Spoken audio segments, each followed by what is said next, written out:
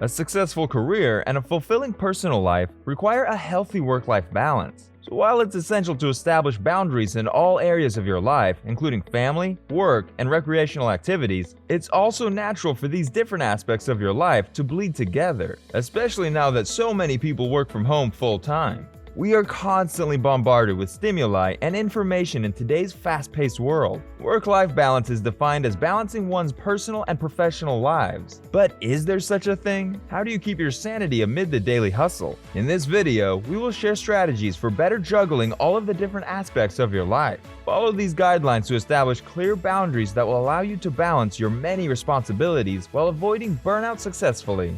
Number 1. Make time to recharge your batteries. We'd all like to try new things or devote more time to certain activities. Painting, reading, writing, and cooking are all common hobbies that people enjoy doing to unwind and relax. Whatever it is, having a hobby allows us to explore our interests and bring satisfaction in the smallest of things. You can use your vacation time to rekindle an old hobby or try something new. It is never too late to define goals and work toward a new endeavor. This improves your mood and your creativity. It's nice to indulge in what you enjoy, and vacation is the ideal time to do so. Number 2. Define your personal values. Although it may appear to be counterintuitive, I believe that prioritizing personal relationships over business can actually benefit your career in the long run. Placing one's family and friends first, as well as maintaining a healthy work-life balance, in my opinion, can demonstrate the level of trustworthiness required to thrive. It also vindicates reliability, a necessary character trait for effective leadership. Aside from how you are viewed for valuing your personal life, there is a case to be made that it will impact your overall well-being. A robust social network or family members and friends is essential for better mental and physical health. Having a good relationship with your network of friends can increase happiness and reduce stress, giving you more stamina for the job. Making time for one's personal life, on the other hand, is a challenge for many employees. With only 24 hours in a day, we are forced to prioritize our activities. Number 3. Eliminate anything that does not add value. You must be entirely in command of this situation and hold yourself accountable. You can set limits for team members to send emails or make phone calls, as this enables people to relax without worrying about having to answer emails. Even if it's a client email, just notify your team not to email them until morning. If you're having trouble fitting everything in, take a look at your day and see what isn't adding value. Number 4. Understand what work-life balance means. Maintaining a work-life balance isn't a fixed goal. It means being able to shift as required to handle life's difficult situations without having to experience burnout, stress, depression, or other negative consequences of too much pressure. When we have too many obligations that demand our energy, time, and other internal resources, we are at risk of burnout. However, if we live a life of avoiding all such obligations whenever possible, we risk living a life devoid of meaning and satisfaction. A critical key to balancing a life of excessive activity with a life devoid of meaning and excitement is to control the amount of time and energy you devote to activities that feel like work with activities that nourish you.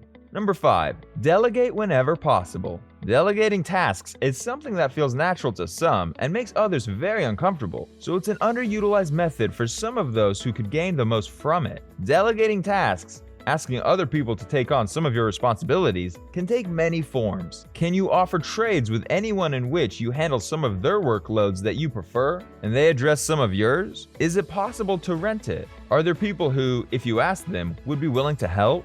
Consider which tasks in your life require your attention and which can be completed by someone else. When it comes to delegation, if you've properly trained your team and provided them with the necessary tools and resources, they should be more than able to handle any work you throw their way. But of course, you must express your expectations and have complete faith in them. Delegating is similar to outsourcing. The distinction is that you are paying experts from outside your company to complete a task. For example, if you don't have a developer in-house, you could hire a freelance website designer to develop your website. These are tools that perform mundane and repetitive tasks on your behalf in terms of automation. For example, these could be chatbots or email responses that handle customer inquiries when you're not available. Accounting software that generates invoices automatically is another example, as are smart calendars that make intelligent suggestions on how you should schedule your next meeting. Number 6. Be the master of your calendar. Boundaries are critical for managing your life and ensuring that nothing is missing. You must be the master of your own calendar if you want to set clear boundaries. You can take several approaches, but you must find the best solution for yourself to manage everything you have going on. Number 7. Prioritize your well-being. When do I have time to take care of myself? I know what you're thinking, but everyone can find 10 minutes a day to devote to activities such as exercise or meditation. You can probably do these activities right in your office during your well-deserved afternoon break. In addition, get plenty of rest and eat healthily. You should have a fixed bedtime to get a few hours every night. You should also start bringing your lunch to work and stocking the office with nutritious snacks. You'll be less anxious and stressed if you take care of yourself, and you'll have more energy to be a parent and business person. Number 8. Set accountability measures. Establish accountability measures to assist you in balancing time, prioritizing, and establishing effective boundaries. Clarifying tasks, identifying to-do projects, and determining which relationships are meaningful to you will all aid in the development of a balanced work-life plan. Unfortunately, we frequently lose sight of what is most important, our personal well-being. A well-thought-out strategy will keep you on track.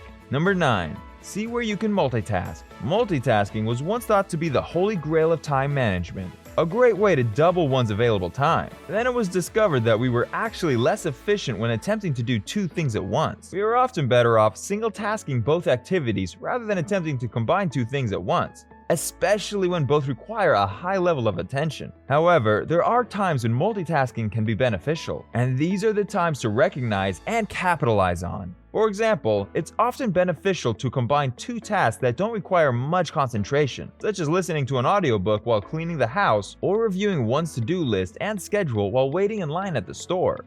Number 10. Create a daily schedule and stick with it.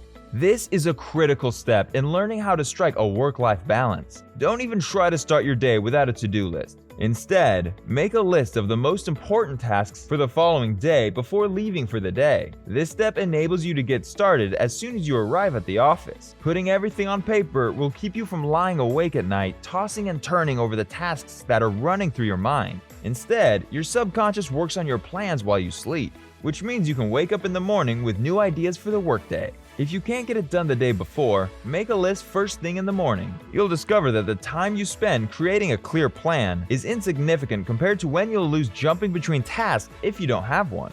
There you have it, great people. Those were the 10 time management boundaries that can improve your work-life balance. Please leave your comments down below on what you think is the best way to create a balance between your work and life. Thanks for watching. Don't forget to like this video, hit that subscribe button, and turn on notifications so that you wouldn't miss out on new updates.